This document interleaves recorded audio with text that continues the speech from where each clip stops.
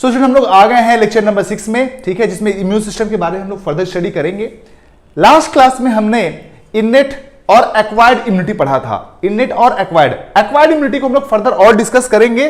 वहीं से स्टार्ट करते हैं फटाफट। देखिए, जो आपका एक्वायर्ड इम्यूनिटी होता है, ठीक है, वो दो तरह का होता है, एक्टिव और पैसिव। ना ये एक्टिव क्या है, पैसिव क्या है, ये समझिए आप, ठीक है ना। ये आपका बॉडी है, पहले ये देखिए, मान लीजिए ह्यूमन बॉडी है। नाउ आपको पता होना चाहिए एक प्रॉपर्टी जो कि मैंने पहले ऑलरेडी बता दिया है, एंटीजन। कोई भी ऑर्गेनिज्म आपके बॉडी में, कोई भी इंफेक्शन आपके बॉडी में होता है, ठीक है, वो आपके बॉडी के लिए होता है क्या, एंटीजन। मान लीजिए केमिकल आया आपके बॉडी में, ये बॉडी आपके केमिकल में आया। नाउ इस केमिकल को बॉडी में कुछ सेल्स होते हैं, that is called antigen presenting sales, ये इसको पहचान लेते हैं। पहचानने के बाद ये बताते हैं आपके लिम्फोसाइट्स को, बी लिम्फोसाइट्स को, और बी लिम्फोसाइट जो है आपका एंटीबॉडी फॉर्म करता है। बी लिम्फोसाइट जो है आपका एंटीबॉडी फॉर्म करता है। समझ में आया? एंटीजन है वो आपके बॉडी के अंदर गया, लिम्फोसाइट्स ने पकड़ा, पहचाना और एंटीबॉडी का प्रोडक्शन करवाया, ठीक है ना। ये जो प्रोसेस है, ये पूरा जो प्रोसेस है, ये हो गया कौन सा प्रोसेस, एक्टिव प्रोसेस। तो इस इम्यूनिटी का नाम हो जाएगा एक्वायर्ड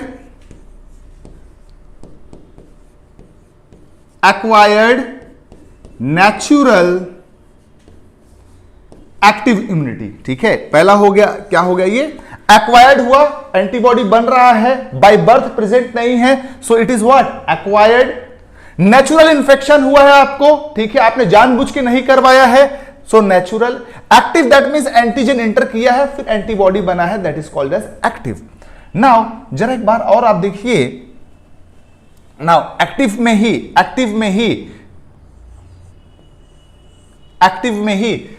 में ही नेचुरल और आर्टिफिशियल क्या चीज है, that means acquired artificial active immunity, ये क्या चीज है, सुनिए, ये कैसे होगा ना। एक्वायर्ड है दैट मींस बर्थ के बाद बना है, एक्टिव है दैट मींस एंटीबॉडी, पहले एंटीजन एंटर किया है, बॉडी हमारा एंटीबॉडी खुद बनाया है, ओके। लेकिन ये कैसा है, आर्टिफिशियल। दैट मींस क्या हुआ, एंटीबॉडी प्रोडक्शन आप आर्टिफिशियली इंड्यूस कर रहे हैं, that is based on vaccines. For example hepatitis B vaccination. एक एग्जाम्पल से आपको मैं समझाने की कोशिश करता हूं। हेपेटाइटिस बी वैक्सीन में क्या होता है, हेपेटाइटिस बी वायरस का एक एंटीजन, हेपेटाइटिस बी एंटीजन को आर्टिफिशियली बनाया जाता है और आपके बॉडी में इंट्रोड्यूस कर दिया जाता है। अब बोलोगे सर एंटीजन डाल रहे हो, डिजीज तो नहीं होगा? जी नहीं, ये वो पार्ट को डाला गया है जो कि डिजीज कॉज नहीं करेगा, पर एंटीबॉडी के प्रोडक्शन को स्टिमुलेट करेगा। समझने की कोशिश करिए, ठीक है। कोई भी एंटीजन होता है उसका दो पार्ट होता है, या कोई भी वायरस होता है, कोई भी बैक्टीरिया होता है, कोई भी ऑर्गेनिज्म होता है, उसका दो पार्ट होता है। क्या होता है, एक एंटीजेनिक पार्ट, एक डिजीज कॉजिंग पार्ट। तो क्या किया साइंटिस्टों ने, डिजीज कॉजिंग पार्ट को डिस्ट्रॉय कर दिया और एंटीजन वाले पार्ट को क्या कर दिया, आपकी बॉडी के अंदर इंट्रोड्यूस कर दिया, लेकिन देखें अब क्या होगा, ये जाएगा एंटीजन प्रेजेंटिंग सेल के पास, बी लिम्फोसाइट्स के पास, और क्या बनेगा आपका एंटीबॉडी। दैट मींस कैसा हो गया, ये एक्टिव इम्यूनिटी हो गया। तो कैसा हो जाएगा ये, एक्टिव यस, आर्टिफिशियल यस, और एक्वायर्ड है, बाय बर्थ प्रेजेंट नहीं है, आर्टिफिशियल हमने इंड्यूस कराया है, और ये कैसा प्रोसेस हो गया, बोलो एक्टिव प्रोसेस हो गया। Is it clear? नाउ अब देखिए पैसिव क्या चीज है। अब जरा हम पैसिव समझने की कोशिश करते हैं, ठीक है ना। पैसिव इम्यूनिटी मतलब होता है, ठीक है, हमारा बॉडी एक्टिव रोल प्ले नहीं करेगा। पैसिव का मतलब होता है yes, performed.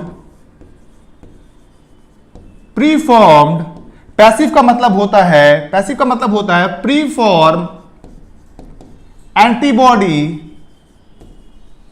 Are introduced, preformed antibody are introduced in our body. Preformed antibody हमारे बॉडी में इंट्रोड्यूस होता है, ठीक है। अब ये अगेन दो तरह का हो सकता है, ठीक है, अगेन दो तरह का हो सकता है, नेचुरल और आर्टिफिशियल। नेचुरल और आर्टिफिशियल। नाउ नेचुरल कैसे और आर्टिफिशियल कैसे? आर्टिफिशियल कैसे? नेचुरल देखिए, क्या एग्जांपल देखिए, नेचुरल मतलब कि नेचर में तरीके से होगा, ठीक है। For example क्लोस्ट्रम। क्लोस्ट्रम क्या है भैया? First mother milk, first mother milk जो कि येलोइश इन कलर होता है, जो कि येलो इन कलर होता है, और इसके अंदर एंटीबॉडी पाया जाता है rich in IgA antibody. Yes, rich in what? IgA antibody. वो प्रीफॉर्म्ड एंटीबॉडी जब पहला मदर मिल्क होता है, वो बच्चा अगर लेता है तो उसको प्रीफॉर्म्ड एंटीबॉडी मिलता है, ठीक है ना। दूसरा देखें प्लासेंटा के थ्रू बच्चे के अंदर एक और एंटीबॉडी जाता है, that is called as what? IgG antibody. IgG antibody, yes, crosses placenta and go to the fetus, crosses placenta and go to the fetus, और बच्चे को क्या देता है? इम्यून प्रोटेक्शन देता है। So these are the natural way, these are the what? Natural way. Now second point आप समझने की कोशिश करिए, आर्टिफिशियल का एग्जाम्पल कहां है? आर्टिफिशियल का एग्जाम्पल कहां है, ठीक है। नाउ आर्टिफिशियल मतलब we are synthesising the antibody in the lab, ठीक है। यस, यहां पे क्या होगा? Antibodies are synthesised in lab. Lab में आपने बना लिया एंड इंजेक्टेड इनटू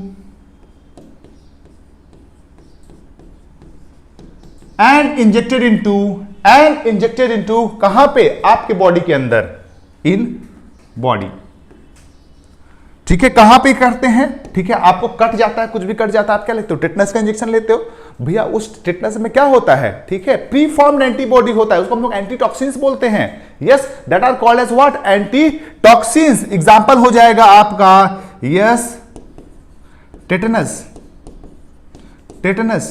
दूसरा, स्नेक बाइट में सांप काटता है तो आप क्या देते हो तुरंत? Yes, you give antivenom. You give what?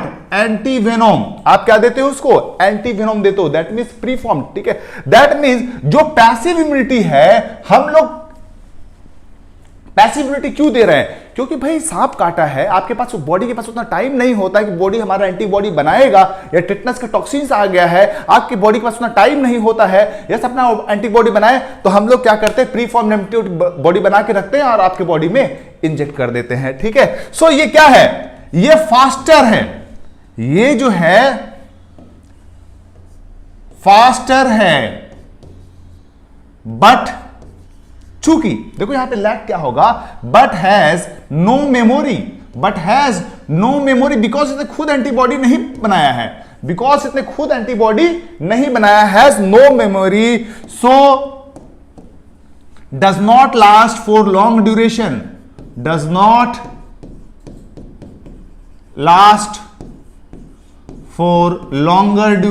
ज्यादा दिनों तक ये नहीं रहेगा। Does not last for what? Longer duration, ज्यादा दिनों तक ये नहीं रहता है। Does not last for longer duration. Now active immunity की हम बात कर रहे हैं, इसमें हम लोग क्या डालते हैं? बोलो, एंटीजन डालते हैं। एक्टिव हम लोग क्या डालते हैं? एंटीजन डालते हैं, ठीक है। जब एंटीजन डाल रहे हो, नेचुरल तरीके से इंफेक्शन होगा, आर्टिफिशियल तरीके से क्या होगा? हम लोग एंटीजन इंट्रोड्यूस करेंगे, लेकिन यहां पे मेमोरी होता है, इसमें टाइम लगता है, स्लो बट लॉन्ग लास्टिंग होता है, ठीक है। नाउ तो ये कंसेप्ट था आपका टाइप्स ऑफ एक्वायर्ड इम्यूनिटी के बारे में। नाउ अगला हम देखते हैं, अगला जो हमारा कंसेप्ट है that is vaccination and immunization, ठीक है। आज आप देख रहे हैं कोविड का कंडीशन चल रहा है, वैक्सीन प्रोडक्शन हो रहा है, ठीक है, किया जा रहा है। क्यों? ये वैक्सीनेशन और इम्यूनाइजेशन है क्या? ठीक है, वैक्सीनेशन और इम्यूनाइजेशन का एम क्या है? क्यों करते हैं? यस, वैक्सीनेशन या आप बोलो इम्यूनाइजेशन,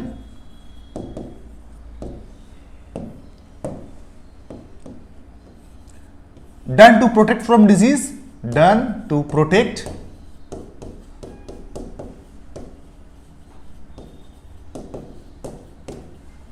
फ्रॉम डिजीज। भाई बीमारी से बचाने के लिए ऐसा हम लोग करते हैं, बीमारी से बचाने के लिए ऐसा करते हैं ना। वैक्सीनेशन है या इम्यूनाइजेशन है, ठीक है, इसमें कौन सा कंसेप्ट यूज करते हैं, क्या कंसेप्ट है, किस कंसेप्ट पे बेस्ड है, ये आपके एग्जाम में क्वेश्चन आता है। So this concept is based on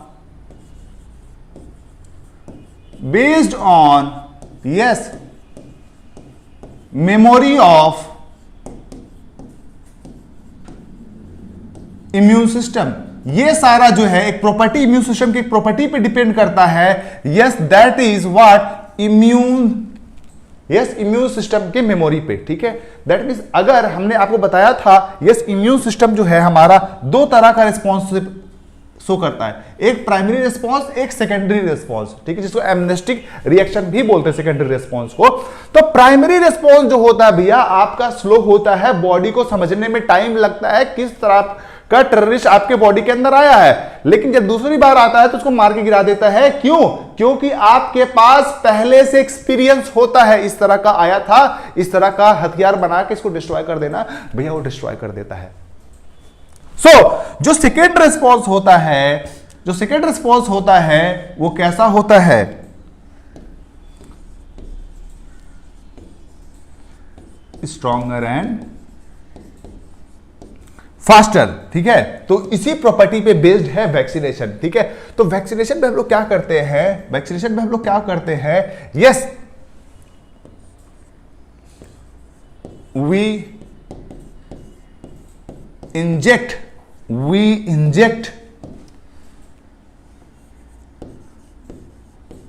antigen.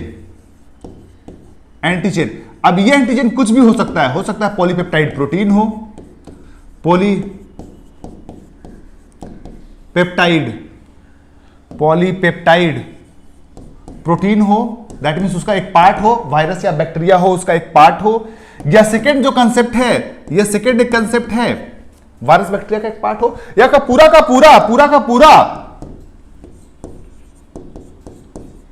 Killed pathogens हो सकता है, उसको मार दिया आपने, मार के आपने बॉडी के अंदर डाल दिया, एंटीजन का काम तो करेगा ही करेगा, ठीक है। या हो सकता है जिंदा भी हो, यस लाइव, उसको हम लोग बोलते हैं लाइव अटेन्यूएटेड। लाइव अटेन्यूएटेड का एग्जांपल जो है, लाइव अटेन्यूएटेड का मतलब क्या होता है, वायरस जिंदा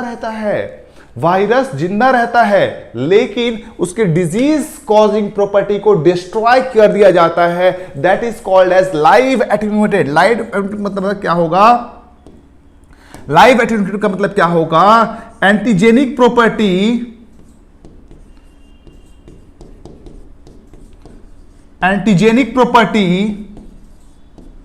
इंटैक्ट होगा। एंटीजेनिक प्रॉपर्टी क्या होगा बोलो, इंटैक्ट होगा, लेकिन disease causing property will be destroyed.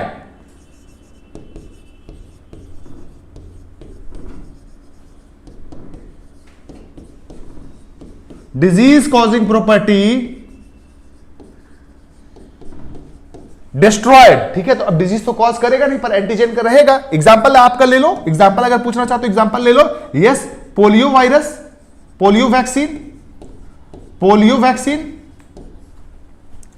Polypeptide, ठीक है। प्रोटीन जो है आपका हेपेटाइटिस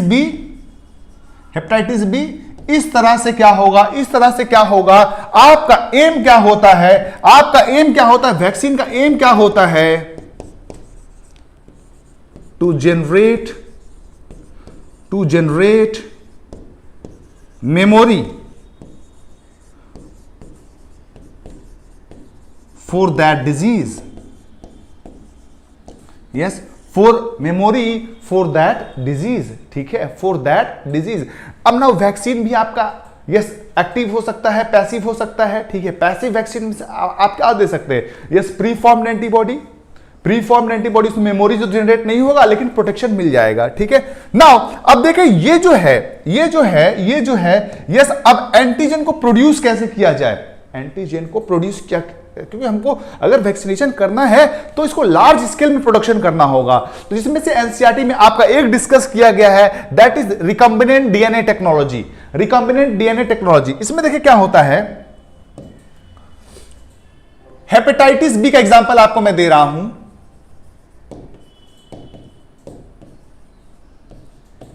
हेपेटाइटिस बी वैक्सीन का आपको एग्जांपल मैं दे रहा हूं ना। हेपेटाइटिस बी वैक्सीन जो है, हेपेटाइटिस बी वैक्सीन जो है, इसमें जो डिजीज कॉज करता है वो पार्ट है हेपेटाइटिस बी सरफेस एंटीजन। भाई ये जो वायरस है उसके अंदर जो एंटीजन है, वायरस जो है उसके अंदर जो एंटीजन है, सरफेस एंटीजन जो है, इसको बनाने के लिए क्या होगा बोलो, डीएनए होगा। उस डीएनए को निकालो, बाहर निकालो, उस पार्ट को, उस पार्ट ऑफ डीएनए को बाहर निकालो। By means of rDNA technology क्या बनाओ तुम, यस, प्लाज्मिड के साथ इंटरेक्ट कर दो, प्लाज्मिड के साथ इसको इंटरेक्ट कर दो, ठीक है, हो गया तुम्हारा क्या। फिर तुम एक होस्ट के अंदर डाल दो, it may be Escherichia coli. Hepatitis B के प्रोडक्शन के लिए क्या यूज किया जाता है, यस, ये आपने इसके अंदर डाल दिया रिकॉम्बिनेंट डीएनए, रिकॉम्बिनेंट डीएनए आपने इसके अंदर डाल दिया। नाउ अब ये देखो क्या हुआ, आपने वायरस से पहला स्टेप में क्या किया, हेपेटाइटिस बी सरफेस एंटीजन का डीएनए निकाल लिया, रिकॉम्बिनेंट डीएनए बनाया, फिर आपने एक होस्ट के अंदर डाल दिया। अब आप क्या करोगे इसका, यस, डाउन स्ट्रीमिंग आपको पता होगा, ठीक है, यस, लार्ज स्केल में आप इसका प्रोडक्शन करोगे, लार्ज स्केल में आपका प्रोडक्शन करोगे, yes, application of biotechnology, large scale culture. अब कल्चर करके अब आप क्या करोगे, वैक्सीन बना लिए, हेपेटाइटिस बी प्रोटीन बनेगा, हेपेटाइटिस बी सरफेस एंटीजन, इस तरह से आपका क्या बन गया, हेपेटाइटिस बी वैक्सीन। तो अब देखिए यहां पे डायग्राम से भी मैंने रिप्रेजेंट किया है, ये डीएनए निकाला, ये आपने रिकॉम्बिनेंट डीएनए निकाला, यस, ईस्ट के अंदर या ई कोलाई के अंदर आपने डाला, उसका कल्चर मीडियम किया, हेपेटाइटिस बी सरफेस एंटीजन बहुत सारा बना, उसको आप बाहर निकाल के बेच रहे हो, बाहर निकाल के बेच रहे हो, ठीक है, यस, ईस्ट में डालो, ई कोलाई में डालो, ठीक है। नाउ तो मेनली ध्यान रखना है hepatitis B surface antigen E coli में बनाया जाएगा, ओके। तो इस तरह से आपने देखा हेपेटाइटिस बी वैक्सीन का हम लोग प्रोडक्शन करते हैं, ठीक है। इस तरह से बहुत सारा अलग अलग वैक्सीन का अलग अलग तरीका होता है प्रोड्यूस करने का, ठीक है। ये तो एक पॉलीपेप्टाइड है हेपेटाइटिस बी एंटीजन। नाउ अगला जो टॉपिक आपके एनसीईआरटी में दिया हुआ है दैट इज एलर्जी, ठीक है, that is what, allergy. Now allergy क्या चीज है, समझिए एलर्जी क्या चीज है। एलर्जी जो है आपका एक हाइपर इम्यून रिस्पॉन्स है, ठीक है। इम्यून जो होता है, ठीक है, कुछ लोग में हाइपर रिस्पॉन्स करता है, ठीक है, exaggerated response of immune system. Allergy का डेफिनेशन है क्या भाई, एलर्जी होता क्या है, ठीक है। नाउ आप कहीं एक अननोन जगह पे गए, सबको नहीं होता है, ठीक है, जो फिट होते हैं, फाइन होते हैं, जो बचपन में अच्छे बाहर निकले हुए हैं, खेले कूदे हुए हैं, तो उनको उतना एलर्जी नहीं होता है। लेकिन जो बहुत सोफिस्टिकेटेड वे में, ठीक है, गुड बॉय बन के रहते हैं, ठीक है, अब इसका मतलब ये नहीं कि आप लोग बाहर जाके बदमाशी करें, ठीक है, जो गुड बॉय बन के रहते हैं, एकदम बहुत लाड प्यार से उनका पालन पोषण, उनको एलर्जी होने का चांसेस ज्यादा होता है। क्यों, क्योंकि वो बाहर नहीं जाते हैं, उतना इम्यून सिस्टम उनका, यस, डिफरेंट ऑर्गेनिजम्स को, पैथोजेंस को एक्सपोज नहीं होता है, तो इसलिए थोड़ा सा वीक इम्यून रिस्पॉन्स होता है। पहले आप समझिए एलर्जी है क्या, ठीक है। आप कहीं एक अलग कंडीशन में गए या एक अलग ऑर्गेनिज्म को या एक केमिकल को आप एक्सपोज हुए, ठीक है, आपके पूरे बॉडी में रैसेस आ गया, इस तरह का रिस्पॉन्स हो गया, अब आपको बहुत ज्यादा छींक आने लगा, वाटरिंग होने लगा, यस, नेजल डिस्चार्ज होने लगा, वाटरिंग फ्रॉम आई होने लगा, यस, ब्रीदिंग प्रॉब्लम होने लगा, ये सारा सिम्टम्स है किसका, एलर्जी का। ऐसा क्यों होता है, बिकॉज हमारा इम्यून सिस्टम जो होता है बहुत ज्यादा रिस्पॉन्स करने लगता है, यस, वर्क ज्यादा करने लगता है। चलो पूरा मैकेनिज्म आप समझें, ठीक है। पहले तो डेफिनेशन क्या है, पहले तो डेफिनेशन क्या है immune system, that is allergy का, इट्स अ एक्सैजरेटेड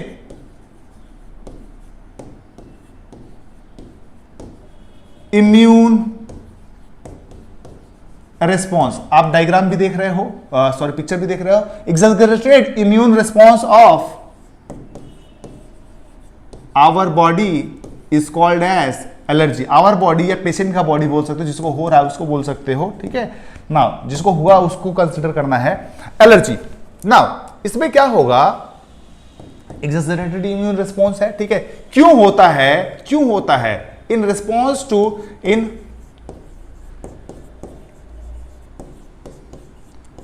सम एलर्जेंस। अब ये एलर्जेंस क्या है, अब ये एलर्जेंस क्या है, allergens are the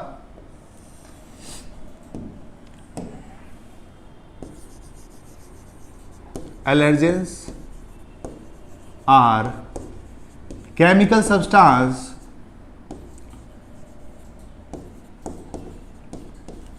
which causes allergy। Example मे भी, कुछ भी हो सकता है, मे भी हो सकता है डस्ट हो, मे भी हो सकता है डस्ट हो, मे भी हो सकता है आपका माइट्स हो, यस, या कोई ऑर्गेनिज्म हो सकता है, किसी को सी फूड से एलर्जी होती है, यस, या बहुत मोस्ट कॉमन एग्जांपल है yes pollen grains, yes pollen grains, बहुत सारा ऐसा प्लांट है, for example pollen grain of parthenium, pollen grain of what, parthenium, ठीक है, पार्थेनियम, पार्थेनियम एक प्लांट है, ठीक है, ग्रास बोल सकते हैं, पार्थेनियम ग्रास, वो क्या करता है, यस एलर्जी कॉज करता है, उसके एलर्जी को हम लोग बोलते हैं हे फीवर, उसको हम लोग बोलते हैं क्या, हे फीवर, क्या बोलते हैं बोलो, हे फीवर बोलते हैं। नाउ देखें एक्चुअली पूरा होगा क्या, ठीक है, इसमें होगा तुरंत मैकेनिज्म क्या है, मैकेनिज्म क्या है, मैकेनिज्म को समझिए आप, ठीक है। जब आप एलर्जेन को एक्सपोज होते हैं, पहले क्या होगा बोलो, एक्सपोजर होगा, पहले क्या होगा बोलो, एक्सपोजर होगा, तो बॉडी में बनेगा क्या, आईजीई एंटीबॉडी। तो एग्जाम में क्वेश्चन पूछेगा भैया बताइए एलर्जी के लिए कौन सा एंटीबॉडी रिस्पॉन्सिबल होता है, सो आईजीई एंटीबॉडी जो होता है, आईजीई एंटीबॉडी जो होता है वो रिस्पॉन्सिबल होता है आपके किसके लिए, यस आईजी एंटीबॉडी रिस्पॉन्सिबल होगा, is it clear. Now allergy के लिए, नाउ आईजी जो होगा चल जाएगा किसके ऊपर, मास्ट सेल्स के ऊपर, yes mast cells, mast cells में बैग ऑफ केमिकल्स होता है, बैग ऑफ केमिकल्स होता है, नाउ बैग ऑफ केमिकल्स होता है। नाउ जब एलर्जेन दोबारा एक्सपोज होगा तो ये क्या करेगा, ये जो एंटीबॉडीज है इसका इंटरलिंकिंग करेगा, इंटरलिंकिंग करने के बाद क्या होगा, ये जो है बैग ऑफ केमिकल रिलीज होगा, और इसमें क्या क्या केमिकल रिलीज होता है, यस पहला है आपका हिस्टामीन एंड दूसरा है आपका यस सेरोटोनिन, एक है आपका हिस्टामिन एंड दूसरा है क्या, सेरोटोनिन। समझ में आया पूरा मैकेनिज्म, एक बार फिर से बोल देते हैं, यस क्या है, एक्सैजरेटेड इम्यून रिस्पॉन्स है, ठीक है ना। इसमें क्या होता है, एक केमिकल्स होती है, एलर्जेंस होता है जिसको हम लोग बोलते हैं, जो कि इम्यून सिस्टम को एक्सैजरेटेड रिस्पॉन्स करवाता है, जो एलर्जी कॉज करता है उसको हम लोग एलर्जेंस बोलते हैं, may be dust mites pollens हो सकता है। नाउ कंसेप्ट क्या, एक्सपोजर होगा, आईजी एंटीबॉडी बनेगा, मास्ट सेल्स पे जाके लग जाएगा, दोबारा अगर एक्सपोज हुआ तो इंटरलिंकिंग होगा, रिलीज होगा केमिकल्स लाओ हिस्टामिन एंड सेरोटोनिन। अब ये क्या करेगा, अब ये क्या करेगा, ठीक है, ये क्या करेगा, ये सिम्टम्स कॉज करेगा ना। सिम्टम्स हमारा क्या क्या है वो देखिए, एलर्जी में सिम्टम्स क्या क्या होगा,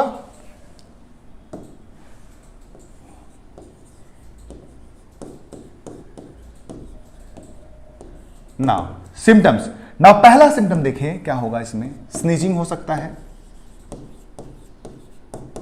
स्नीजिंग हो सकता है। Second watering from eyes, breathing difficulty, breathing problem हो सकता है, ब्रीदिंग प्रॉब्लम्स, ब्रीदिंग प्रॉब्लम्स हो सकता है। Fourth yes nasal discharge,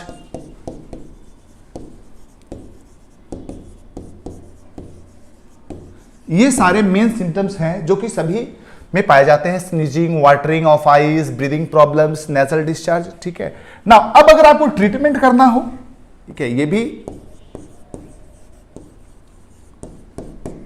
now अभी आपने देखा कौन सा केमिकल रिस्पॉन्सिबल था, हिस्टामिन, ठीक है, तो आप दे सकते हो एंटी हिस्टामिनिक्स, एंटी हिस्टामिनिक्स, ठीक है। नाउ बॉडी आपका हाइपर एक्टिव हो गया है, ठीक है, दैट मींस इम्यून रिस्पॉन्स को सबसाइड करने के लिए हम लोग क्या दे सकते हैं, स्टेरॉइड्स दे सकते हैं, स्टेरॉइड्स दे सकते हैं। थर्ड, एड्रेनलिन भी दे सकते हैं, एड्रेनलिन भी दे सकते हैं। तो ये सारा आपका ट्रीटमेंट ऑप्शन हो गया, ठीक है ना। यहां पे नोट डाल के आप ध्यान में एक बात समझ लीजिएगा, क्वेश्चन पूछ सकता है आपसे, ठीक है, वाई, ठीक है, city children are more prone to allergy as compared to villagers, ठीक है। जो गांव के बच्चे हैं और अगर सिटी के बच्चे, शहर के बच्चे में कंपेयर किया जाए, एलर्जी का चांसेस होने का यस शहर के बच्चों में ज्यादा होता है, बिकॉज बचपन से उनका पालन पोषण एक सोफिस्टिकेटेड वे में होता है, कम डस्ट पार्टिकल्स को एक्सपोज किया जाता है, कम पैथोजन को एक्सपोज करते हैं, तो as compare to village childs इनका इम्यून सिस्टम वीक होता है, यही कारण है, okay. Weaker immune of city children due to less exposure to antigens, okay, यही मेन कारण है। नाउ तो ये हमारा यहां पे एलर्जी टॉपिक हमारा कंप्लीट होता है। नाउ अगला जो हमारा टॉपिक है वो है ऑटो इम्यूनिटी, ठीक है। नाउ ये ऑटो इम्यूनिटी क्या है, ठीक है, ऑटो इम्यूनिटी क्या देखें, टर्म है ऑटो इम्यूनिटी। इम्यूनिटी का मतलब तो अब तक आपको समझ में आ ही गया होगा, ऑटो मतलब होता है सेल्फ, ऑटो का मतलब होता है बोलो सेल्फ, ओके ना। ऑटो इम्यूनिटी में देखो डिफिनेशन क्या होगा, यहां पे क्या होता है, our immune system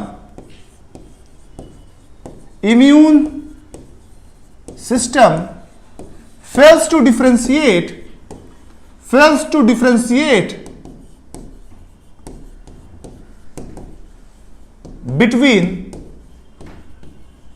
self and non self, ठीक है, between self and non self, that means अपने और पराये में डिफरेंशिएट ही नहीं कर पाता है, कौन सा अपना टिश्यू है कौन सा पराया टिश्यू है, ये नहीं पहचान पाता, डिफरेंशिएट नहीं कर पाता। दैट मीन्स यहां पे क्या होगा, they form antibody against on tissue, ठीक है, अगेंस्ट ऑन टिश्यू। तो इसके वजह से क्या होगा, अपना खुद डिस्ट्रक्शन करवा रहा है, yes, that is called as yes auto immune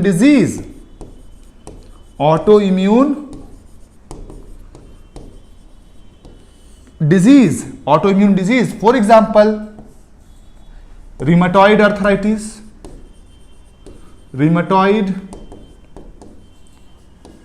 arthritis, myasthenia gravis, now yes goitre, exophthalmic